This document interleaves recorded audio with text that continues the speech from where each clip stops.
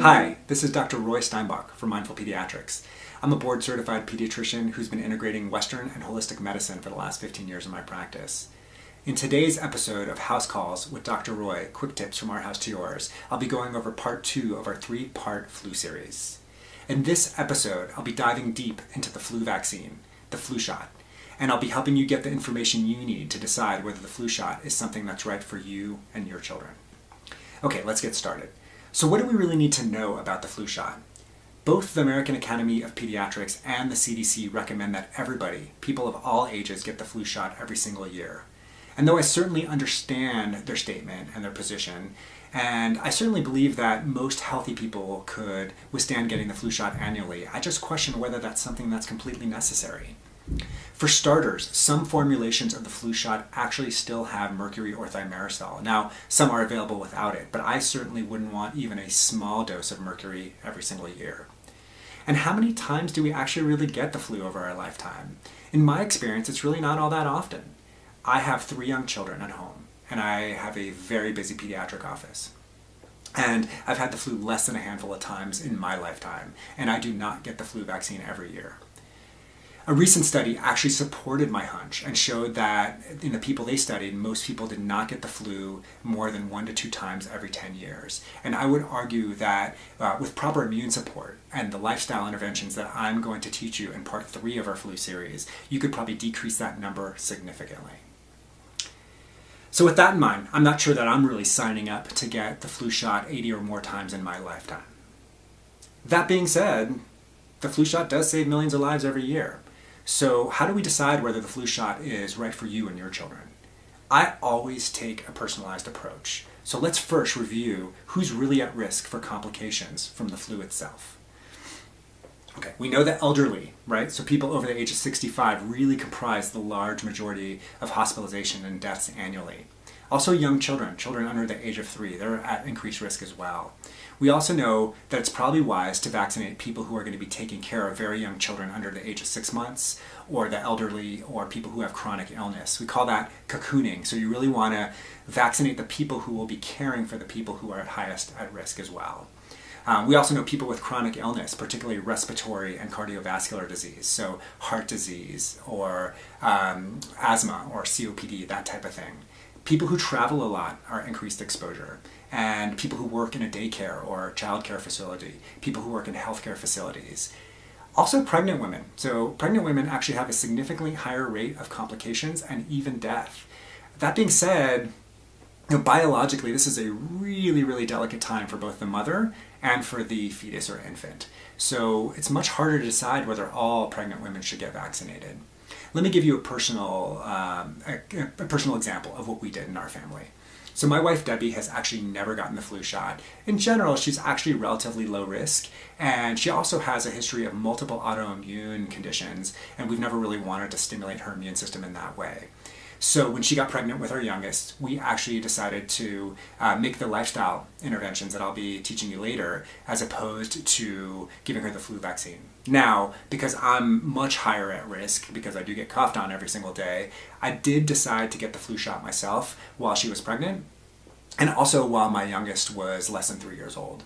Again, that cocooning principle. I'll give you another personal example, which hopefully can help.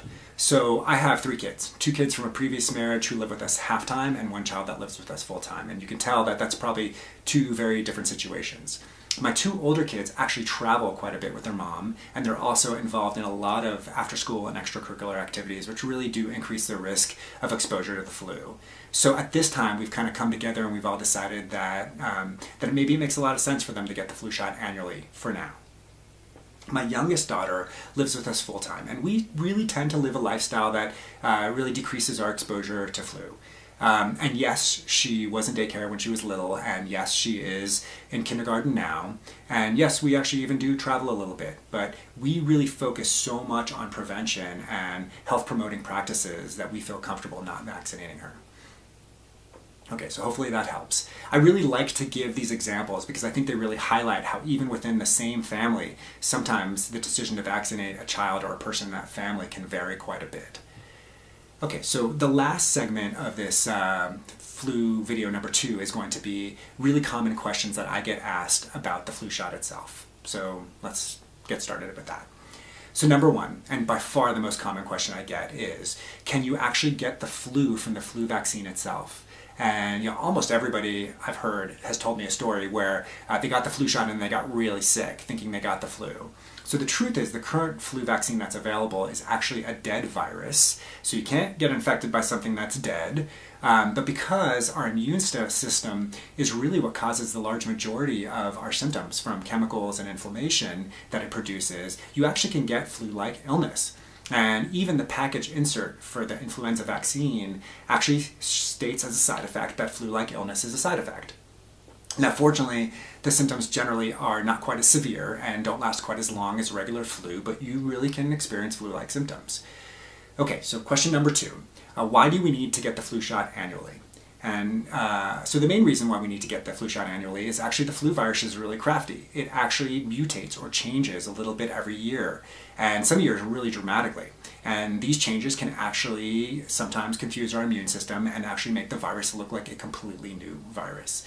So what the CDC does is they try to guess ahead of time what viruses we're going to see the following year. And some years they do a great job at that, and some years it's much harder to do.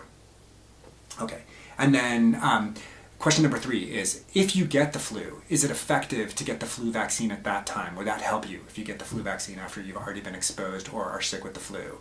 And this is kind of a yes-no answer. So no, in the sense that the current virus that you have, the current strain that you have, it's going to take about 2 or more weeks before you build up enough antibodies from the vaccine to be really significantly protective. And by that point, your body's going to produce way more antibodies from getting it naturally. So the current strain you have is not going to be helped by getting the flu vaccine. But we also know that at any given time in a given area, multiple strains of the flu virus are circulating. And so if you're lucky enough that the CDC guessed correctly, you could protect yourself from the other potential strains. Flu vaccines typically have 3 or 4 strains that you can be protected from. So the answer is a little bit yes as well.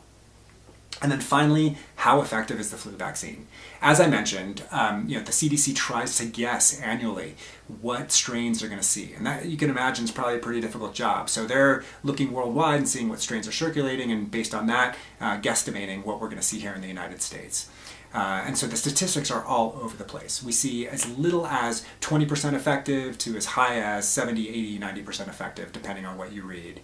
For starters, the statistics are all over the place because it's very difficult to study. As I mentioned in my last video, even just the diagnosis of the flu, most people never get a flu test. So we don't even know if most of the people who have the flu actually really have the flu. And so you can imagine studying the vaccine effectiveness is really difficult if you don't know who really has the flu. And then, as I mentioned, it's quite difficult to predict what we're going to see in the future. So, so sometimes the numbers can seem quite low. Let's say on average, the vaccine's effective 50% of the time over the years. It doesn't seem super effective. Now, keep in mind that worldwide, the World Health Organization states that up to 500,000 people die annually from the flu.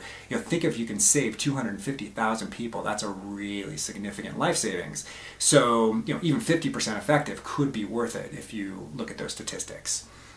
Though I certainly can't give you medical advice through a video, I hope the information I've given you in this video helps you work with your doctor to best decide what suits you and your children regarding the flu vaccine. Whether you decide to vaccinate or not, in video number 3, I'll be covering the treatment and prevention from both a Western and holistic perspective that I really believe everybody should consider. If you're interested in seeing part 3, or you missed part 1 of our flu series, or want to see any of my other videos, you can follow us or like us on Facebook at Mindful Family Medicine, or you can join our news list at mindfulfamilymedicine.com.